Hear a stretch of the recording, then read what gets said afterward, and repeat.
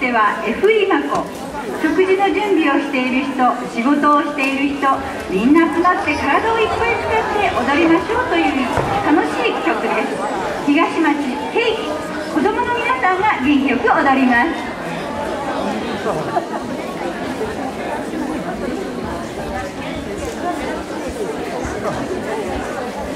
エフリマコ、お願いいたします。